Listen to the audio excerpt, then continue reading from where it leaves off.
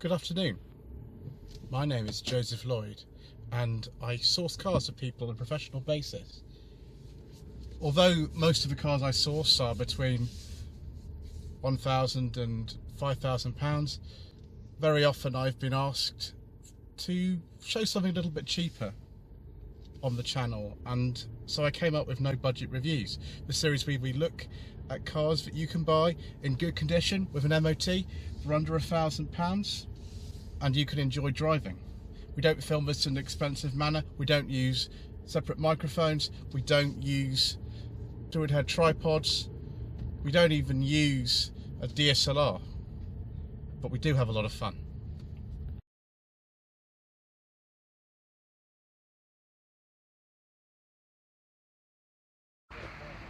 So here we are, viewers, at the inaugural Lloyd Vehicle Consulting social event at the Coach and Horses in Cadham, near Southampton. And this morning I didn't realise I was going to be filming this car. This is a 2005 Hyundai Sonata 2.4 CDX. And I knew it was coming to the social event, I didn't realise I'd be filming it. The Sonata is a much more common car in somewhere like America than here, and actually it's built in all sorts of places all over the world. You can see it's pretty big. It's a really big car. It's far more sort of kind of American sized than European sized. This car's got aftermarket parking sensors and a reversing camera on it, and I can fully understand why Alan, who owns this car, has done that, because it's pretty large. I've just been manoeuvring it around the car park amongst everything else, and yeah, it's not the easiest one I've ever had to manoeuvre, I must say. Of course, you know, we have other stickers here, a certain Welsh-based YouTube channel and a certain Kent-based YouTube channel, but that's the way that it goes, and we like them very much. First of all, I do love a nice beige leather interior, and this is what this car has. So if we get into the back, it's nice and easy actually. There's loads of headroom, absolutely loads of legroom as well, and we've got soft touch materials on top of the doors and actual beige leather on the door cards. There's no sort of little storage point there, but electric window switch. CDX model, so of course you've got the leather interior. You've got some cup holders in the armrest. That's pretty nice. All these rubber things to make sure your cup fits in. I do like that, viewers. And it's not even squeaky or anything. It's brilliant. The door handles themselves are actually quite nice quality, of silver finished as well. One thing I would expect to see in a car like this though is some little warning lights for opening the doors, but we don't need to have those. We also don't have an electric sunroof in this car. I don't know if that's a massive deal or not really. But yes, it feels like a limousine in here. It's really nice. The only thing I would say is that the headroom's a little bit more restricted if you lean back than I thought it would be, but it's really not too bad. I'm not that tall anyway. You can put your feet underneath the seats like that. Quite a big transmission tunnel, and of course in here there is what used to be called an ashtray before we sort of stopped going all politically correct about things like that. Anyway, let's take a seat in the front. Chrome door handles, of course. Now this car's fitted with hand controls, that's why it looks a little bit different. Driver's seat, this is a manual one. On the V6 models, which is CDX Plus in this country, you've got electric seats. So yes, this is a factory sat-nav unit, but it's actually not standard for this car. It's off I think a higher spec model. We've got another little storage compartment there. That's quite nice. I like that. It's pretty good. What's really strange is those I think are blanks. I don't think they work for the stereo anymore. We've got cruise control in this, of course, and the indicator stalk is on the other side. Very, very sort of earlier Korean car, like a Kia Pride or something like that. Let's pull this door a little bit too. Of course, you've got 4 electric windows, door locking switches on here, electric mirrors. I don't think they're power folding in this particular car. And we've got a little interesting thing with USB port. That's great, I like that. We like that very much, viewers. See if the secret mission documents are going to go in the glove box as well whilst we're here, because we can. Oh, no, if I empty the glove box, I'm sure those will fit in. There's plenty of room for that kind of thing. Old-fashioned handbrake, we like that. 12-volt socket down there. Is that another what we used to call an ashtray? We've got some spare bulbs in there, very handy. Another 12-volt socket there.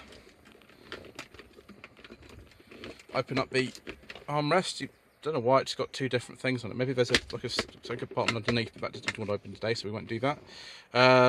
All the essentials you need for your long road trips. And the coin holder down there as well. That's pretty handy. Is that another coin holder down here? Yes, it is, viewers. And it's felt line 2. Wonderful. Thank you, autofocus. Nice, clear instruments. Nothing sort of unusual about that.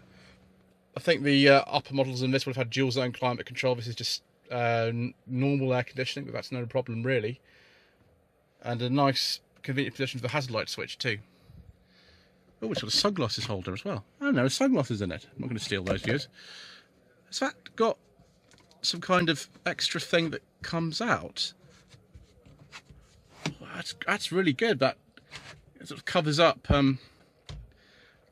the sort of little bits that aren't covered by the sun visors normally. And yes, you've got a little mirror there.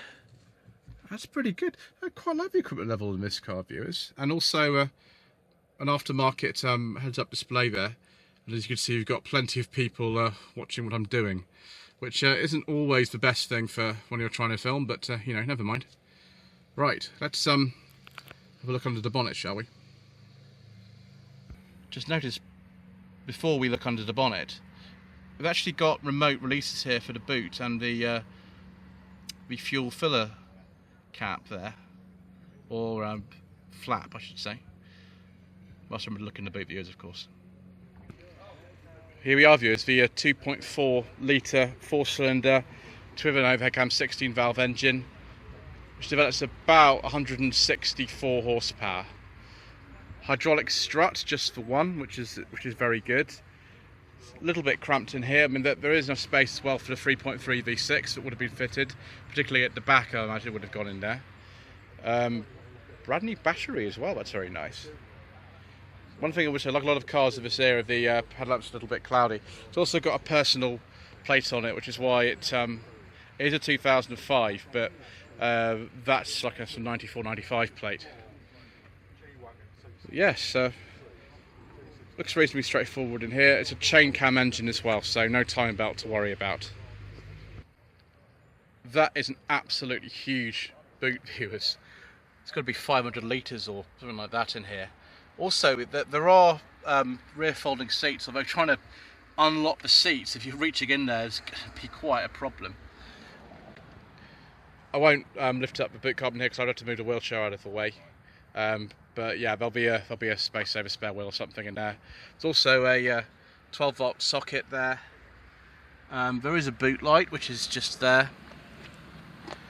The lip isn't too bad. It's quite a wide opening really for a car like this. The boot is a bit shorter than I thought it was. It looks a bit longer than it actually is, maybe. Being a pre-facelift car, this looks a bit different from the later ones. Facelift came in about 2008. Right, I think it's time to go for a drive.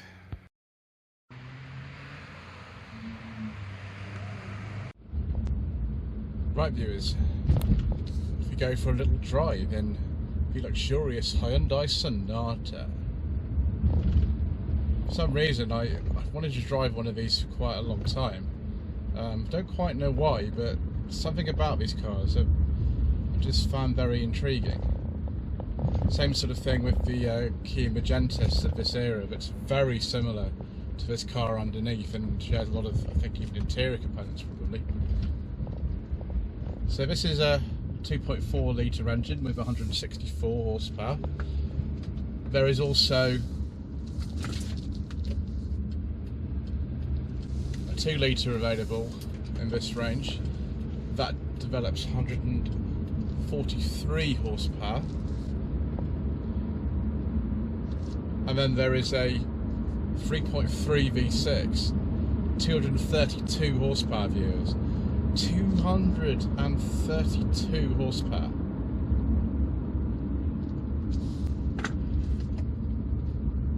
I don't believe in this particular generation there were too many of these sold, but there were also some diesels, but we can't talk about those, and we don't talk about those on this channel.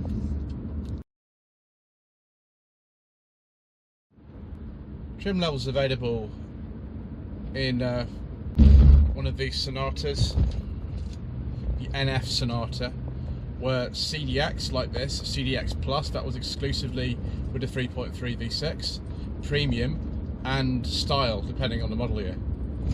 I do apologise if the lighting's a bit dark and the camera's shaking around a bit, just the way that it goes. For some reason it's gone a little bit dark, even if it's not that late in the day.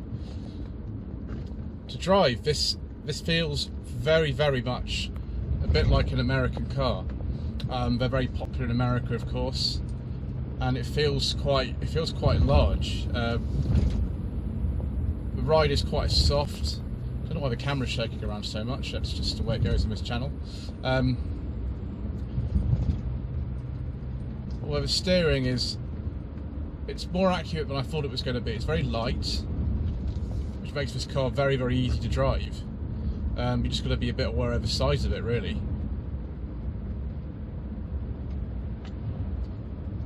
Certainly this engine's got, you know, enough power for this type of car. 0 to 60 is about 10 seconds. I think, looking at the fuel economy figures, you get maybe 32 miles per gallon. Obviously that's on the old NEDC cycle, so I mean really in some ways, who knows.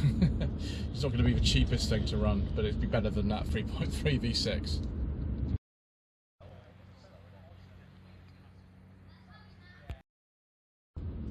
I quite like the relaxed character of this car, and given the fact you can buy one of these for under £1,000, it's like a slightly smaller Lexus LS400 or something like that in terms of the character of it. And I think it's pretty good, really. I must say, quite surprised by this car, just for the you know, amount it costs, and for the feeling of it just wafting along. I can see why Alan really likes it. It's not difficult to see. I've just managed to clear the windscreen. I think the demister needed to be used, and I've sorted that out, which is good.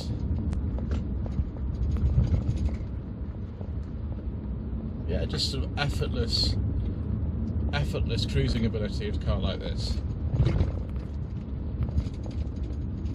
One thing I think Alan did say about this is that some of the parts availability isn't particularly good. I mean, they were far more common in America, and so you can get some parts in America. Obviously, service items I don't think is too much of a problem, but if you want trim and things like that, then you might have to look at getting it overseas. So just be aware of that if you want to buy one of these cars, that they are a bit, and when it comes exotic, they didn't sell too many of them in this country, and so, ooh, nice category there. And so just be aware before you start buying one of these that you know, all the trim bits are all present and correct. Right, let's see if we can come out of this roundabout nice and quick and test the handling a bit. There we go. Yeah, nice strong acceleration. Indicator stalk on the wrong side, so I've just got to be careful I don't put the wipers on again, which is what I did before I came out. Let's see. Oh, we got body roll. Oh, we got body roll. Oh, we got body roll. Mind you, it's nice and predictable. It's not washing too wide, really. It's not my sort of car, really. You know, if you want sort of sporty handling car for under £1,000, I don't know, you buy yourself an MGZR or something like that, I suppose. If you want luxury, though, maybe a Sonata is the way to go.